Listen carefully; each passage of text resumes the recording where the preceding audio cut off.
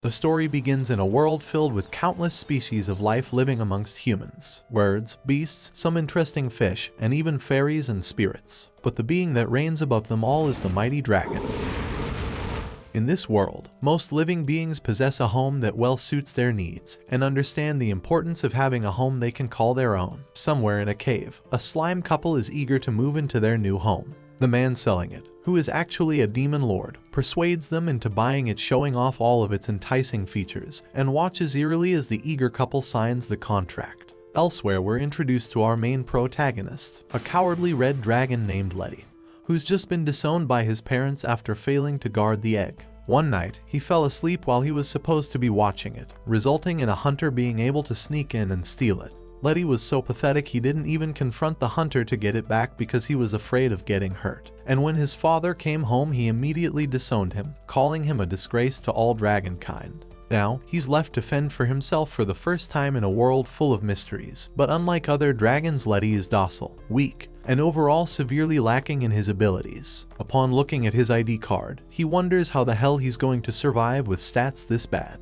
He thinks if only he had a nest he could hide in, and just then he has a eureka moment. Letty remembers the story about the 3 little trolls who were the weakest of mobs, but built an impenetrable fortress and were able to live out their days unharmed. So with that, Letty heads off alone to find his new perfect home. However, along the way, the helpless little twerp gets captured and taken to Zoloto Mine, and wakes up to find himself in a cage surrounded by cheering dwarfs, rejoicing over capturing a dragon. 30 minutes earlier, Letty came across a dwarf upon searching for the dwarven city. However, the greedy dwarves immediately thought Letty must be there to steal their gold, and before he knew it, he ended up trapped in a cage. With tears in his eyes, Letty promises that he just wanted them to help build a house, as he heard dwarves were really good at it. He bursts into tears, screaming that he just wants to go home, and the dwarfs stop and stare at him like, "Bro, you are a dragon, grow some balls." After realizing the sad excuse for a dragon he is, the leader of the dwarves says they will build him a house, but in return, he wants to make some dragon mats out of him since they sell for hefty prices. The leader starts off by saying he needs his horns, and then his tail, going on to list every part of his body with a sinister undertone.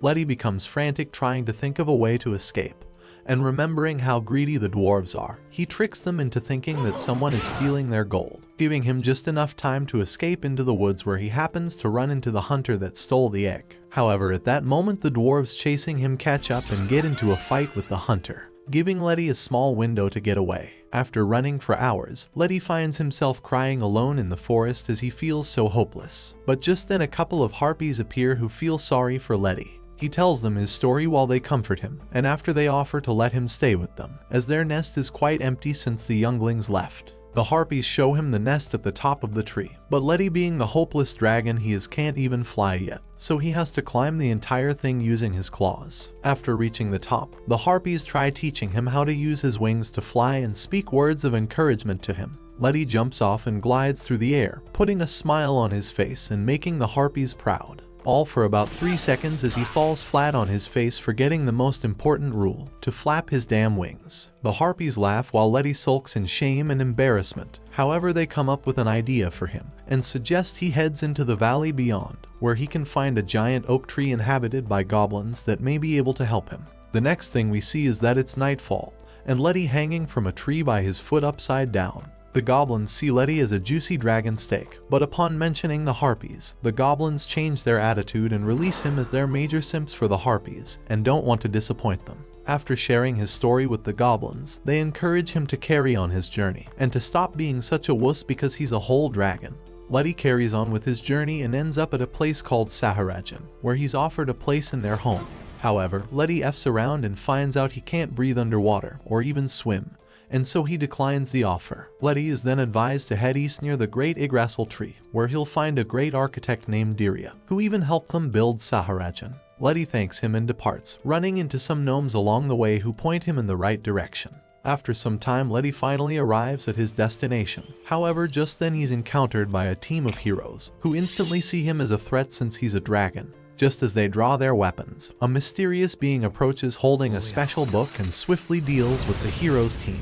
After witnessing this legendary show of power, Letty faints, but after a while he regains his consciousness as he wakes up from a nightmare. Letty introduces himself to the gray-haired elf and explains that he was told there was a great architect in this area. The elf then reveals that he is who Letty has been searching for, the one and only Diria. Letty freezes up in disbelief and then profusely begs Diria to help him find a home.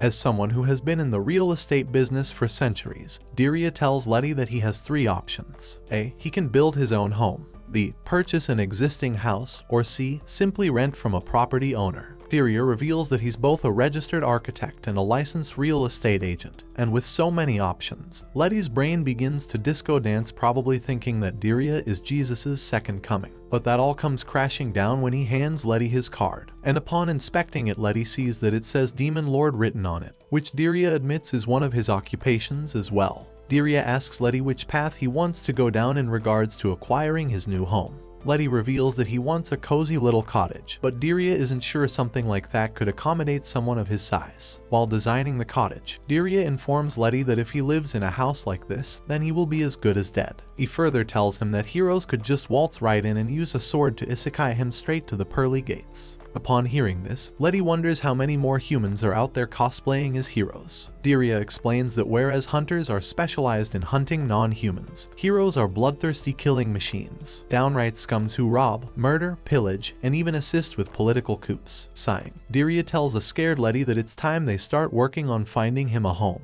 With a quick teleportation spell, Diria takes them in front of a temple. He briefs Letty on the property, revealing that it has been used by many powerful beings and contains many anti-hero countermeasures. Upon entering the temple for an inside tour, Diria warns Letty to be mindful of his steps, but Letty, being as thick-headed as a whale sandwich, walks into a trap and finds himself tumbling down. As Diria arrives on the scene, he informs Letty that they're in a subterranean dungeon equipped with anti-hero traps. Despite Letty's protests, Diria insists on giving him a full house tour, and reassures him to have no fear as resurrection spells happen to be one of his specialties. Eventually, the pair end up at a healing pool and Letty instantly goes in for a swim. Unfortunately, there's no cure for stupidity as Letty quickly ends up drowning. After getting out, Diria tells Letty that it's time for him to return to the top floor. As Letty begins to climb back up, a group of wandering heroes spot him and try to attack. However, Diria comes to shield him, saving his bacon once again. Unable to snack on some dragon meat for their gains, the heroes angrily raise their crossbows to try and kill Diria. Without breaking a sweat, the Demon Lord quickly takes care of the heroes who are no match for him, while Letty makes it back to the top. Upon seeing Letty all worn out, Diria pets him and says that he did a good job, making Letty cry as he was never appreciated by his own father. For the next couple of days, Letty walks around like a wounded soldier. A concerned Diria asks if he's okay, but Letty assures him that his muscles have stopped cramping and wonders where their next destination lies. After a moment, Diria reveals that their next house is one heroes never go near, and if he chooses to live there, then he'll never feel lonely again. They arrive at the place and Letty looks at the house with a face of horror, but then he realizes it really is a house of horrors, named the Mansion of the Dead. Letty turns to leave, so Diria drags him by the tail, and explains that having ghosts as company is great since they will never ghost him. As Letty enters the mansion with Diria, a shiver runs down his spine. To make matters worse, Diria candidly tells Letty that multiple exorcisms in this house have failed. He then hands Letty a vacuum cleaner and informs him that since they'll be spending the night, he should use the vacuum cleaner in case of emergency. With that, the Demon Lord bids Letty sweet dreams and leaves the room. Seconds after Diria's departure, Letty encounters the kid from the Grudge movie. Scared out of his mind, Letty rushes out of the room. In the dimly lit hallway, he tries to find his way to Diria when he realizes that this is how black guys die first in horror movies. After receiving a flashlight from a ghost, Letty stumbles upon a room that looks worse than a keyboard warrior's basement. As Letty tries to go back, he finds an army of ghosts waiting for him. All out of options, he opens the door and faints upon seeing a terrifying ghost. With Letty out cold, the King of Ghosts tells Diria that he didn't expect a dragon to be such a pussy.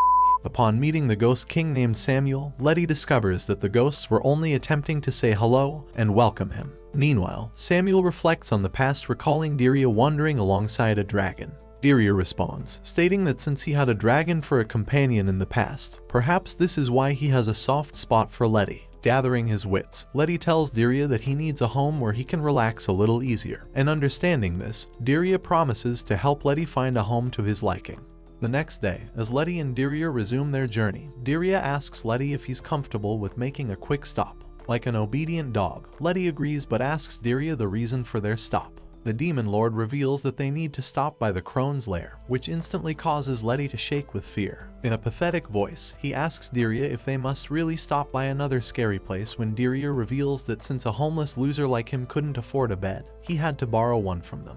Remembering how they left the bed in the spooky mansion, Letty asks Dirya if they should return. The elf then pulls out a bag that remarkably looks a lot like Doraemon's pocket and tells the clueless dragon that his bag can hold any item, no matter how big. Upon reaching their destination, Letty and Dirya step into a dusty cave where they encounter 3 ugly old hags. Surprised by their appearance, Letty discovers from Dirya that these old ladies are the Grey Sisters, renowned for their skills in craftsmanship. The women greet Letty, explaining that they typically don't welcome newcomers, but since he looks like a flickering light bulb, they aren't threatened by him. The women guide Dirya and Letty through a hidden entrance, leading them into a grand room adorned with various items. Letty expresses his awe, and the sisters proudly declare that they possess everything one could desire, except for a method to transform Letty into a cool protagonist. As the curious dragon explores the showroom, Dirya shows him a door, revealing that the sisters are skilled in creating doors that are big enough to fit Americans. Observing the door, Letty realizes it lacks doorknobs. Dirya explains that the doorknobs are sold separately, and that by using different magic knobs, he will be able to travel to various locations. Thrilled at the idea of traveling without walking, Letty inserts a doorknob. However, he becomes anxious as the door opens to the city of dwarfs, who are all quite upset at the prospect of not having dragon soup. Noticing Letty's terrified expression, the sisters draw his attention to a door named the Gate of the Gallant Lady. As Letty gazes at the beautiful lady painted on the door, his heart begins to break dance. Suddenly, the Gallant Lady speaks to him, startling Letty. Dirya explains that if Letty uses the magic word, the Gallant Lady will help him teleport anywhere in the world. However, if he takes too long, she will recite an embarrassing poem written by Letty himself. Since Letty is cursed with crappy luck, the Gallant Lady announces that time is up and proceeds to read aloud a poem Letty wrote about needing a dragon baddie by his side. Witnessing Letty cry out of utter cringe, Dirya takes pity on him and suggests he divert his attention to the fireplace. Instantly, Letty begins envisioning his future with the fireplace. However, his dreams shatter when Dirya reveals that the fireplace is incredibly heavy, and unless he consumes 10 Arnold Schwarzeneggers for breakfast, there is no way he will be strong enough to carry the fireplace to his new place. Adding on to his misery, the sisters remind Letty that he needs to have a home for him to enjoy the fireplace. Finding his 13th reason why, Letty slumps down in disappointment when Dirya asks him if he would like to build a new house. Excited by the idea, Letty and Dirya teleport to a hillside where Letty can easily jump off if life becomes too difficult for his tiny brain. Enjoying the scenery, Letty expresses his interest in building a house when he suddenly realizes he's broke as shit.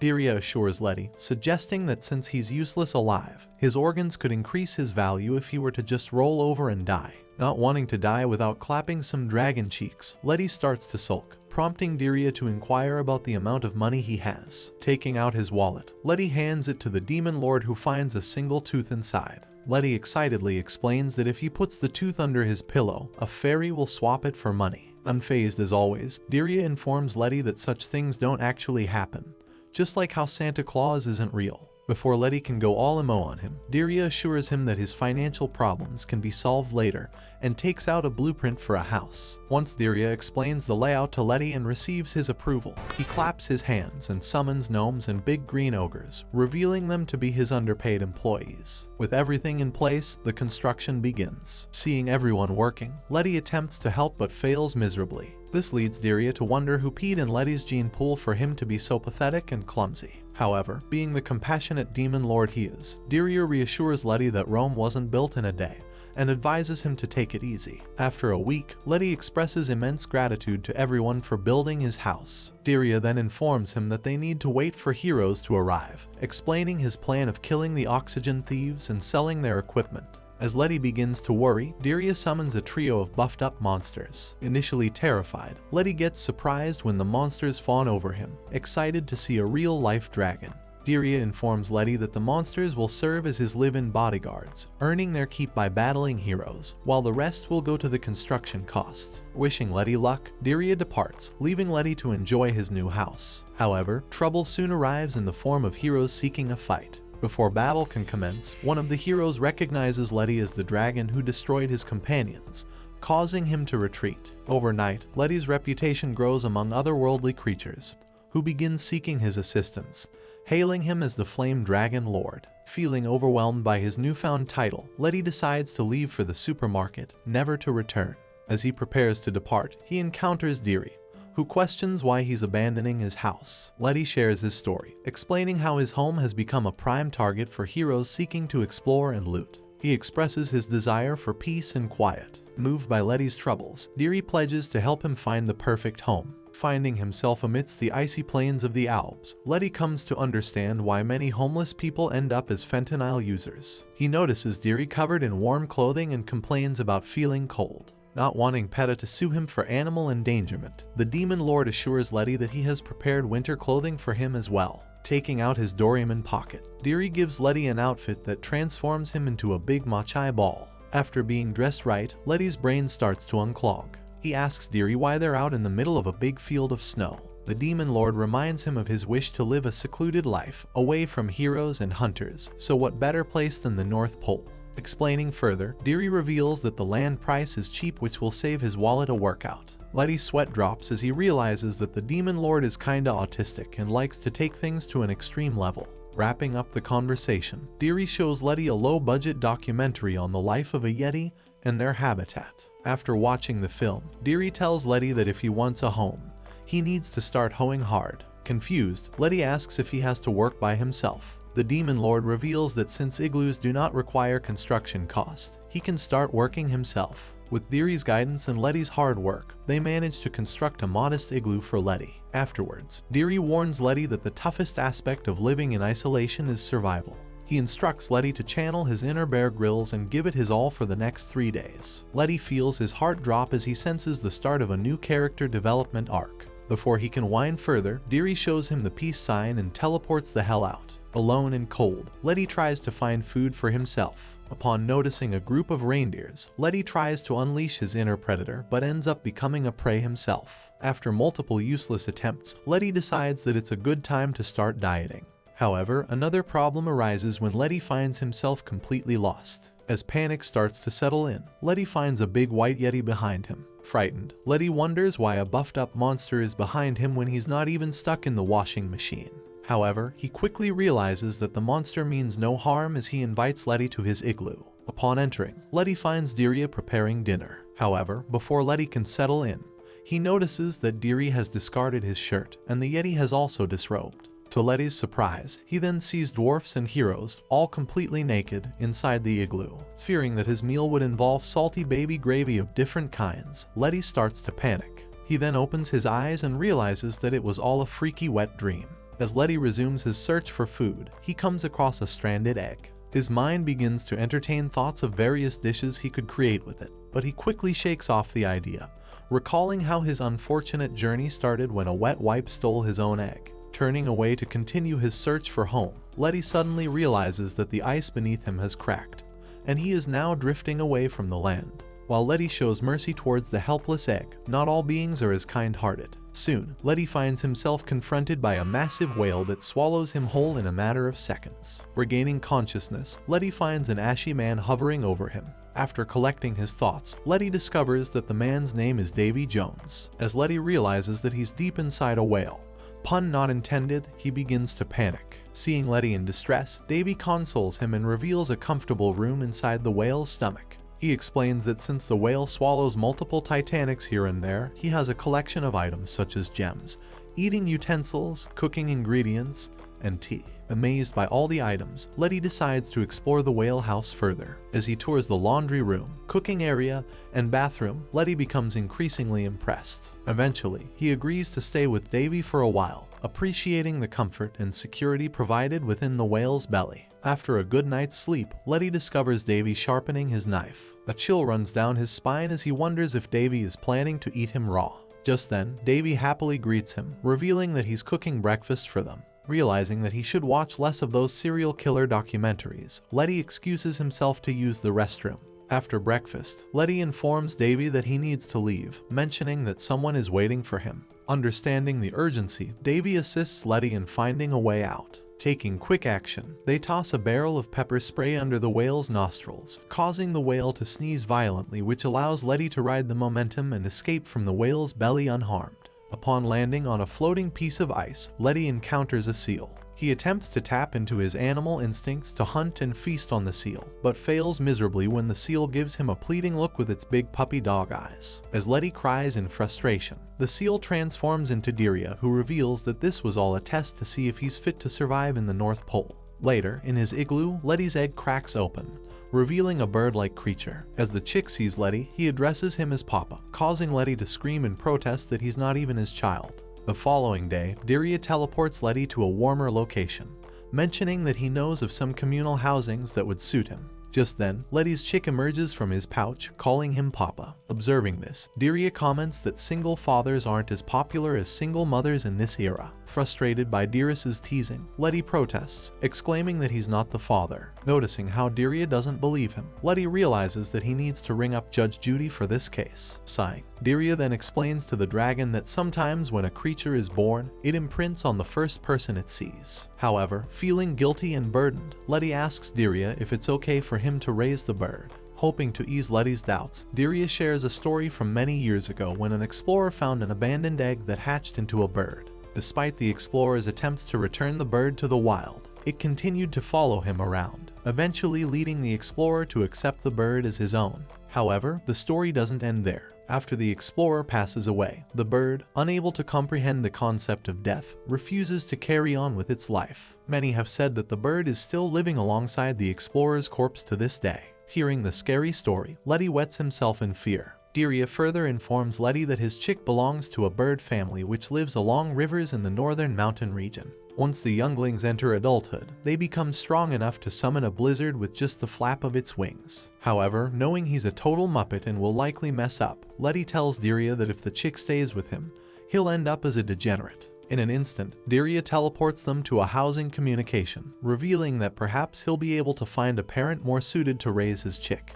Observing the place, Letty expresses his amazement at the infrastructure. Diria informs him that if he chooses to live in a community, it will be much easier on his wallet in comparison to living in an independent unit. Additionally, if he gets the shits at night, his neighbors will be there to help him. Before Letty can allow himself to dream, Diria quickly tells him that most of the houses aren't built for those with daddy long legs. Curious, Letty asks the demon lord why is that so. Diria reveals that since larger animals need more space to function, they rarely live in communal housing, so naturally, there's less demand. Their conversation is cut short by a group of wild heroes running after a couple of monsters. Letty asks Diria if they should intervene, but a gigantic monster bird appears and squishes the pesky intruders. Diria informs Letty that in such societies, the landlords take care of their tenants. After learning that the weaker tenants are protected by the strong landlords, Letty relaxes and promises the baby chick that he'll find him the best parents in the world, which, as we know,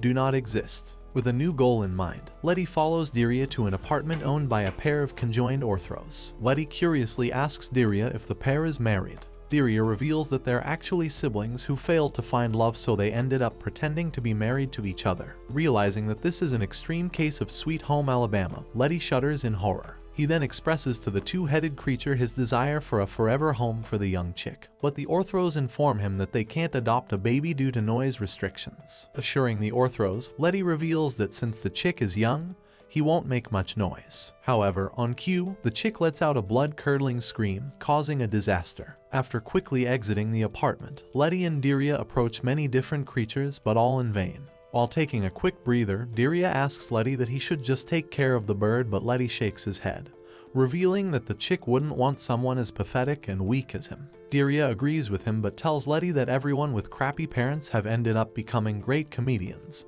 so it'll be a win-win situation. Their conversation abruptly ends when a monster bear and its cubs arrive. Diria excuses himself and goes to chat with the bear, leaving Letty with the cubs. The cubs greet Letty warmly, mentioning that everyone has been talking about him and his chick. Suddenly, an ugly monster appears and demands that Letty hand over the chick. Letty's fatherly instincts kick in, as he attempts to protect both the chick and the bear cubs. Once Diria returns and informs the wicked monster that the dragon he's facing is known as the Flame Dragon Lord, the monster quickly retreats. Later, the demon lord commends Letty for being a good father and protecting the younglings. Overwhelmed with emotions, Letty decides to keep the chick and names it Pip. Having been traveling for so long, Letty cries to the demon lord how he has used up all the money he made by selling his pictures on Only Dragons. Like always, Diria remains cool as a cucumber and tells Letty that they will spend the day making some money. Curious about his job prospects, Letty asks Diria how he can offer his services. In response, the demon lord reveals that dragons have always been popular in the black market.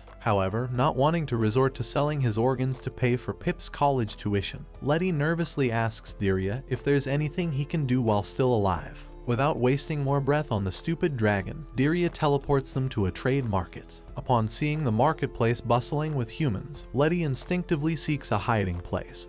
But Diria assures him that in this free city, people don't discriminate based on species or nationality. He further reveals that due to the city's security, various merchants come to sell their products. Some offer their usual defense items and potions, while others deal in forbidden cucumbers, if you know what I mean. Not possessing the brains for being a capitalist boss, Letty tells Diria that the marketplace is a wretched place and turns to leave. However, before he could do so, Diria drags Letty by the tail and tells him that a broke loser like him shouldn't complain so much. Fearful of his life, Letty tries to protest, reminding Diria about the wretched heroes. Pointing at a cage full of heroes, Diria informs him that the marketplace doesn't allow schizo freaks who are off meds. After convincing Letty, Diria takes him to meet an owl named Almond for a job opportunity. However, Almond turns him down, stating that he doesn't hire newcomers without a letter of recommendation. Just as they turn to leave, Pip communicates something to Almond in bird language, which changes his mind. Almond informs Letty that Pip has put in a good word for him, so now he has to hire him. As his first job, Letty is assigned to cut blocks from trees and rocks. Wondering why someone would want blocks, Letty turns to the all-wise demon lord who reveals that many adventurers enjoy building homes or tools out of blocks of materials. After understanding everything, Letty gets to work, and after a full day of toiling away, he receives a single coin. Like a shrewd capitalist, Almond tells an upset Letty that if he wants to make more, then he needs to work faster and better. As Letty sobs about being unable to feed Pip, Almond takes pity on him and assigns Letty as a hotel receptionist. However, right on his first day, Letty scares away almost every customer. In the end, Letty returns to Almond, crying for a different job. After being told by Almond how he's a pain in the rear end, Diria steps up and tells Letty that he should find a job that only he can do. Following the demon lord, Letty curiously asks him what he has in mind. Diria then reveals that Letty can offer proxy services. Understanding the task, Letty meets up with his first client, Robert, an apprentice mage. Being a diehard furry, Robert's eyes start to sparkle upon seeing a dragon in front of him. After calming his excited danger noodle, Robert reveals his business. He tells Letty that he wants him to pretend like he summoned him. Once Letty agrees, Robert calls his friends to flex on them. However, when Letty appears, his friends remain unmoved. Sensing trouble, Pip yells with all his might, causing the mages to fall in terror. Confused by Pip's behavior, Letty learns from Diria that his baby bird just wanted to help his father. After receiving money, Letty tends to his next client while Diria looks after Pip. It is then, a fatherless woman named Lilith approaches the demon lord in an attempt to riz him. She tells Diria that when she heard about a peculiar duo of an elf and a dragon, she knew it was him. Being an alpha male, Diria coolly reveals that he's house hunting with his dragon friend. This makes Lilith more desperate for Diria's white sauce, as she recalls an old memory of when he initially became the demon lord. As it turns out, Diria was selected as a demon lord through a lottery machine. However, having no interest in ruling over ugly abominations, Diria tries to reject the title. This surprises Lilith, who was once a young fortune teller. Curiously, she asks Diria what he wants and learns that the elf is just interested in reading encyclopedias about stupid animals. As Diria turns to leave, he's forcefully brought by the Dark Lord agency to the Demon Lord's tower for his inauguration. However, instead of sitting still, Dirya escapes, causing Godfrey, the Grand Chamberlain, and his goons to search for him all across the palace. Every time they try to reach Dirya, the elf unknowingly activates an anti-intruder spell, causing Godfrey and his men to suffer greatly. In the end, the agency allows him to leave. In present time, Lilith realizes that it'll take another 100 years for Dirya to commit to her, so she ends up leaving. Meanwhile, Letty earns his keep for the day and heads to wash up when a man approaches him. He asks Letty to help carry a few things over to a hut on the outskirts of town. Not having any concept of stranger danger, Letty agrees and arrives in the shady part of the town where he finds himself captured.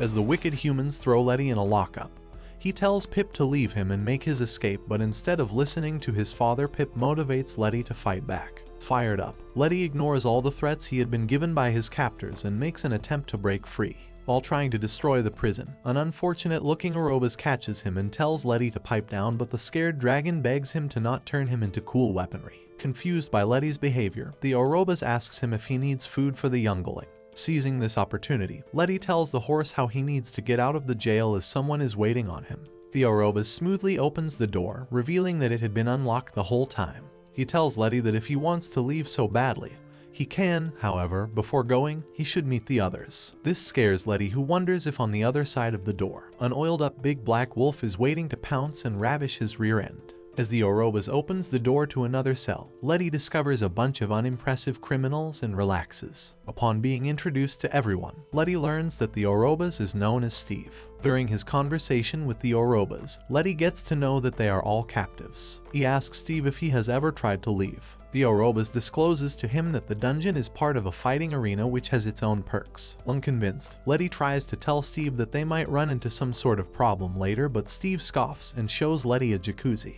After all, who needs freedom when you can have a jacuzzi? After that, he takes Letty to a gym room, revealing that he will never have to worry about becoming a fat loser like him since he can work out anytime he wants to. And for entertainment, they have a top-class theater. Upon touring the dungeon, Letty realizes that these ugly side characters are living a better life compared to him. Shaking away the negative thoughts, Letty reminds himself that the anime is still named after him. The ringing of a bell catches everyone's attention as a jailer orders Letty to get ready for his fight with the undead skeletons. Before having a chance to bombard Steve with questions, Letty is brought to an arena where an announcer energetically greets the audience and reveals that for today's show, the army of the undead will face a dragon. As Letty appears in the arena, he is chased by the skeleton brothers. Turning to run to the other side, Letty accidentally hits the skeletons with his tail, defeating them all. Returning to the dungeon, Letty finds the skeleton brothers alive and well. Noticing Letty's surprised face, Steve tells him that their shows are scripted, revealing that they base their matches on the betting odds to ensure the house makes a killer profit.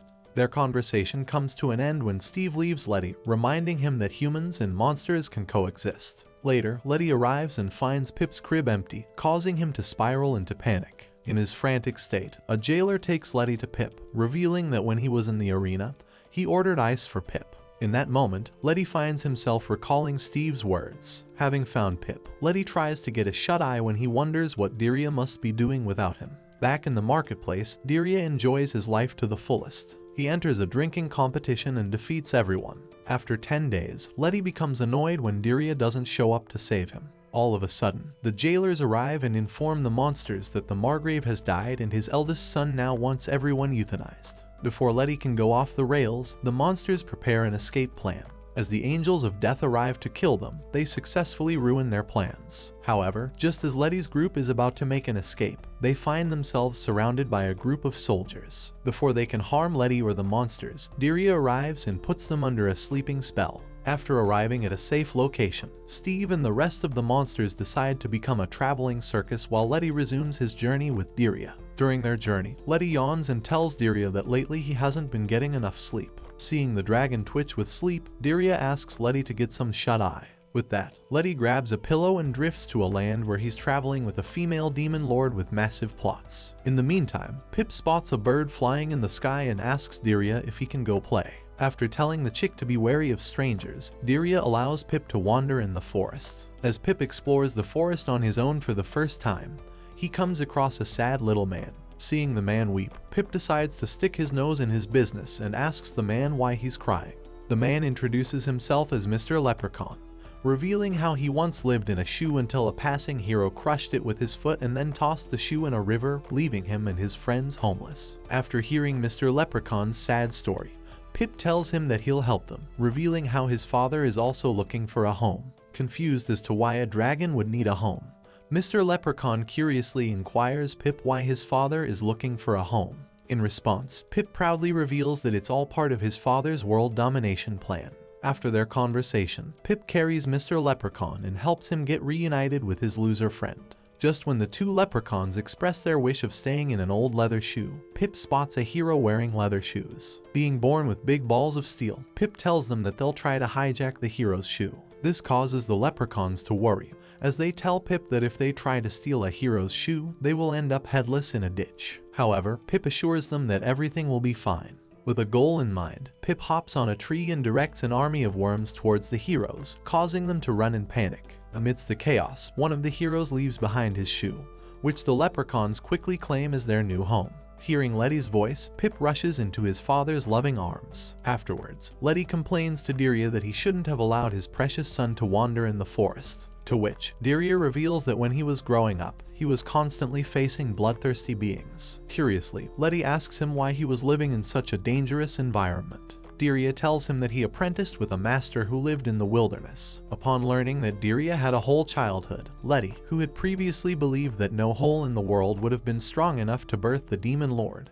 and that he had just spawned into existence, asks Deria more about his life. After coming to know that elves are socially autistic, a toothy smile forms on Letty's mouth. He tells Deria that he can't imagine him as a normal little boy. Noticing Pip and Letty's eager look, Deria sighs and tells them about his childhood. 1,000 years ago, in his pursuit of knowledge, Deria had attempted to build himself a library in the old Yggdrasil tree. However, after failing, the Boomer elves sent him abroad to study under a giant serpent known to be as old as the Yggdrasil tree. After enduring a tiring journey, Deria is greeted by the serpent, Jormungandr, who becomes his master for years to come. However, Deria constantly faces the problem of having his house wrecked by the unsuspecting serpent. This prompts Deria to develop an interest in building houses. With the Grey sisters lending him materials, Deria is eventually able to construct a perfect house after several failed attempts. After leaving his master's protective care, Deria goes on to becoming the Demon Lord and encounters a black dragon with a negative IQ named Varney. Stunned to see the mighty black dragon stutter like a socially awkward wanker, Deria tells Varney to relax, which only escalates his anxiety. After calming down, Varney observes the elf and wonders if the trap-like man is truly the Demon Lord. Meanwhile, Deria tries to escape by telling Varney that he's not the Demon Lord, but Varney refuses to give up and tells Deria that he desperately needs help.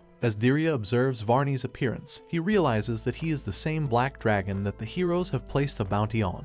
After boasting about his own abilities, Varney begs Deria to help him find a property, but the Demon Lord suggests he consider talking to a real estate agent, unlike himself. This infuriates Varney, who scowls at Deria and accuses him of rudely dismissing him despite his polite approach. Unbothered by Varney's attempt to intimidate him, Deria tells him that this isn't the way to ask for help. Varney then changes his approach and rolls on the ground, begging for help. Seeing a mighty creature like him embarrass his kind, Deria gets secondhand embarrassment when Jormungandr spawns out of nowhere. She urges Deria to help Varney, stating that he came all the way to specifically request his assistance. And so to further the plot, Deria reluctantly agrees to help Varney. Arriving at the Cur's Fortress, also known as the Hero Guild Fortress, Deria asks why Varney needs a property there. Varney reveals that since he can't spawn a house out of his rear end like a true demon lord, they'll just have to hijack some pathetic human's property. Displeased by the idea, Deria turns to leave when Varney cleverly tells him that he'll inform their teacher about his refusal to help.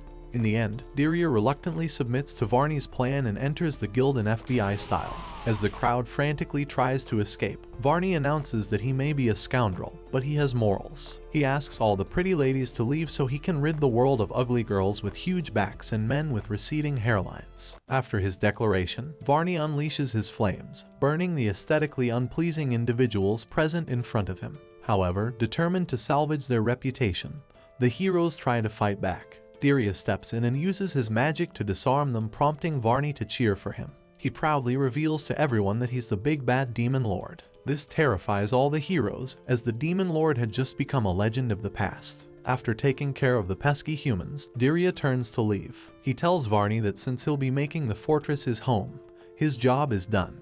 But on that note, Varney cheerfully reveals how he wants to check out a property on the beach. Frustrated by Varney's antics and constant disrespect, Diria tells him that he despises creatures like him, but Varney retorts back, telling Diria to save the yapping for his blue-haired therapist. After arguing like two married couples, Diria advises Varney that they should simply build a house that is dragon-friendly. Convinced by the idea, Varney curiously asks him what he has in mind. The Demon Lord reveals that he'll get some materials from his friends and then have him jump on them to see if they can withstand his weight. However, Varney tells Diria that they shouldn't bother his friends when they can simply use the NPCs. Having said enough, Varney and Diria embark on an adventure, breaking multiple fortresses to test if they can endure a dragon's might. After conducting extensive research, Diria reveals that it is impossible for a dragon to live in a place built for humans. Concluding, Diria suggests to Varney that they should pay the dwarves to build a huge mansion for him. However, Varney reminds him that there's a slight hiccup in his plan, as dwarves are known to loathe dragons. Their conversation is cut short when Varney impulsively attacks another fortress for no reason whatsoever. However, this time, Diria refuses to help him out, which upsets Varney. As he tries to verbally assault the Demon Lord, Diria retorts back, calling him a homeless loser. During their roast session, a couple of humans lose their lives, but that's okay as Diria learns from Varney that it's their job as the top GS to protect the monsters from bloodthirsty heroes.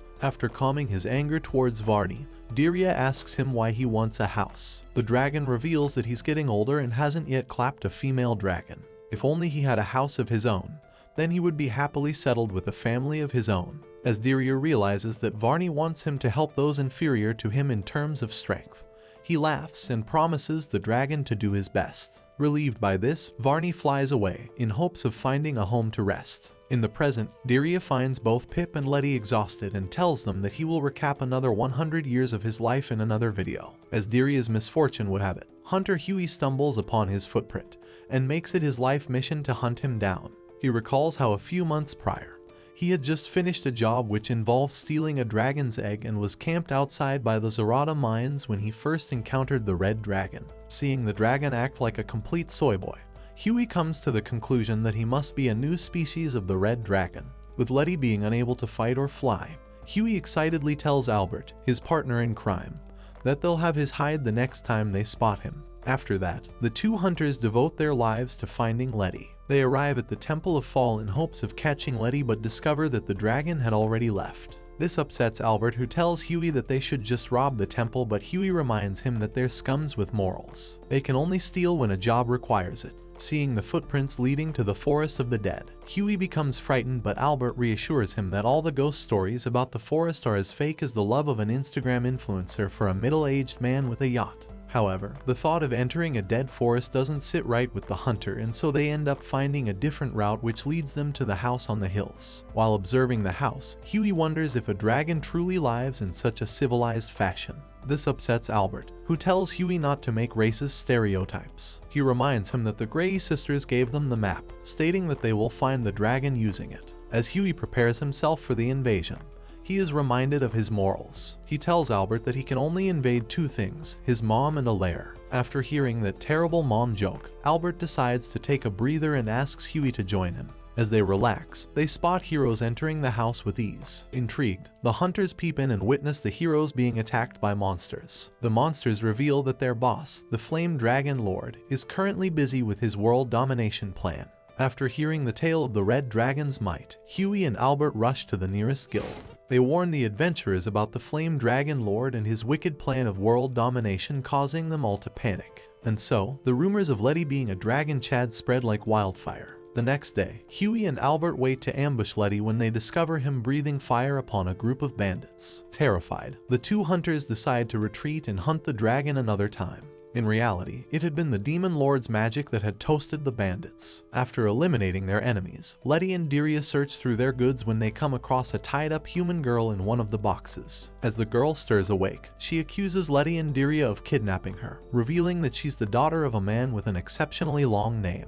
Stepping in, Diria assures Nell that Letty wouldn't kidnap an ugly girl like her. Trusting Diria's words, Nell confides in him that she has run away from home and seeks a place to lay low from those pursuing her. As Diria teleports them to a cave, Nell expresses her desire for a bath. Diria attempts to fulfill Nell's wish but fails. In the end, Letty boils water for Nell to bathe in. With her nerves soothed, Nell reveals that she ran from home because her father ate her cupcake without asking her. Suddenly, a group of heroes arrive, accusing Letty of kidnapping the princess. Before they can apprehend Letty, Diria arrives and deals with them. Later, Letty invites Nell to travel with them until she feels ready to return home. With a smile, Nell agrees but quickly reverts to her bratty self. The next day, Diria is seen babysitting Nell. He asks if she slept well, and the princess proudly reveals that she has gotten used to camping out, while putting the queen-size bed back in Diria's satchel. Changing the topic, Nell asks him why Letty has been acting out but then assumes that it's because Letty needs to lay eggs. Hearing this, Letty yells at Nell, reminding her that he's a man. Diria steps in and tells the princess that Letty's on edge because he asked him to decide which property he'd like to tour next. Before Nell can talk sense into the big lizard, a djinn named Nashim arrives. He reveals that he's a tax counselor with the non-human Internal Revenue Service and has come to inquire about Letty's unpaid income taxes. He further explains that since Letty has left his parents' house, he's now obligated to pay taxes. The subject of taxes confuses Letty, as he only remembers studying about mitochondria being the powerhouse of a cell in school. Sighing, Nashim decides to help Letty and takes him to file taxes. After handing him the form, Nashim informs Letty that he needs to write about his jobs. During this time, Nell manages to see his status card and mocks Letty for being such a pathetic loser of a dragon. Returning with his form, Nashim tells Letty that he's eligible to apply for a child allowance. After discussing everything, Letty turns to leave when Diria and Nashim talk about different kinds of taxes that Letty needs to pay. In that moment, Letty realizes that he can hear Diria and Nashim speak but can't comprehend a single thing that they have said in the past minute. After waking up from his mini coma, Letty is informed by Nell that she and Pip went ahead and picked a property for him to tour. Diria joins their conversation and reveals that the property is located in the royal city. Realizing they're completely doomed now, Nell and Letty anxiously make their way through the sewers. As they arrive at the underground dungeon, Nell realizes it's the same dungeon that's used for training heroes. This surprises Letty, but Diria catches on quickly. He explains that since monsters are known to live in dungeons, the king decided to build a training compound for the heroes to practice with real-life monsters. To conclude, Diria tells Letty that if he chooses to live in this dungeon, he would become a public servant, but Letty realizes on his own that he wouldn't live long to see another day if he stays here. As Nell and Pip excitedly head to explore the dungeon, Letty follows reluctantly. After being unsuccessful at locating a coffin of gold in the middle of the hallway, Nell realizes that everything she has known about the dungeons is fake. Despite knowing that her life is a lie, she decides to proceed on.